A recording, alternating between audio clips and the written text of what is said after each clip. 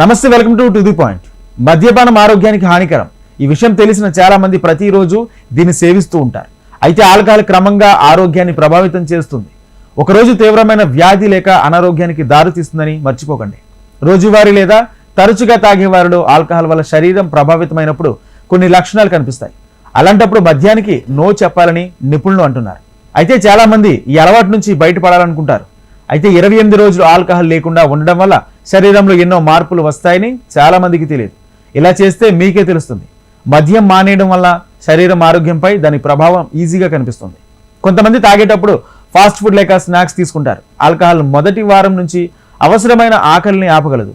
దాని కారణంగా కొంతకాలానికి స్వీట్లు తినాలనేది కోరిక పెరుగుతుంది. అయితే ఇది క్రమంగా తగ్గిపోతుంది. ఆల్కహాల్ మానేసినా బాగా నిద్ర వస్తుందని కనిపిస్తుంది. ఇక 3వ వారంలో మీ కాలేయం నయం చేయడం మొదలు పెడుతుంది. ఫలితంగా జీర్ణశక్తి కంటే మెరుగ్గా పనిచేస్తుంది. జీర్ణక్రియ సరిగా జరగకపోవడం వల్ల చర్మం ముడతలు పడి ఉంటే అది నెమ్మదిగా నయమవుతుంది. అలాగే 4వ వారం నుండి మీ బరువు నియంత్రణలోకి వస్తుంది. మీకు అధిక రక్తపోటు సమస్య ఉంటే అది అదుపులోకి వస్తుంది. హృదయ సంబంధ సమస్యలు ఉంటే పరిస్థితి మునుపటి కంటే మెరుగ్గా కనబడుతుందని, మీరు ఇంతకు ముందు కంటే ఇప్పుడు స్ట్రాంగ్గా ఫిట్గా కనిపిస్తారు.